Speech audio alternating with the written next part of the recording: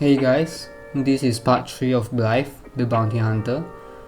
I will talk about her backstory in this part. If you haven't watched the first and second part, I recommend you watch those first, then come back to this one. As I have mentioned last time, this was an assignment with a partner. Me and my friend both work on the story in class, although I don't remember exactly how much time we were given to finalize it. So I've added more info here and there to the story. With that said, let's begin by showing you guys the character sheet. So this is her outfit, kind of light cloth and leather stuff. Because she is an agile sword user, think of it more like an assassin type fighting style instead of a knight. But of course she can spice it up depending on the situation. A chest plate will fit her well too actually. On the right here are some of the design I did for her arm. It's a special power which we will get into later. Ultimately, after some feedback from my lecturer, I settled with this last one here. However, I will try to make her design better as I sculpt and model or simplify some parts if they seem too hard for me. Now, about her backstory.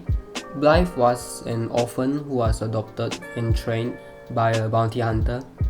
This man's wife and newborn child were murdered by raiding bandits. He of course wanted revenge, but as he was going through this revenge journey, he found an abandoned baby in the forest. And because of how much he yearned for a family, he adopted her and named her Blythe, which means cheerful and carefree, because that was what he wanted his child to be if only they weren't in this harsh world. Blythe was taken care of by an innkeeper until she could hold a sword and was then trained in sword fighting by the bounty hunter, which is why I will start calling him the mentor. Luckily, she's a fast learner and they started traveling together very early on. They will go from places to places and fought bandit after bandits. Now, fast forward to her late teen, an item known as shard started crashing down from the sky more and more often. These shards contain immense power and are actually the leftovers of an angel or demon when they die. The shards used to crash down very rarely, so it's a sign that something severe has happened in another realm. The shards will react to people with strong emotion, and once it's absorbed, cannot be undone. A shard of angel contains holy power, but if it's used wrongly, it will become unholy and start to corrupt the user until they ultimately become an abomination. A demon shard, however, will start corrupting its user the moment it's absorbed, causing the user to become very power hungry. It's a slow descent into madness and becoming an abomination as well.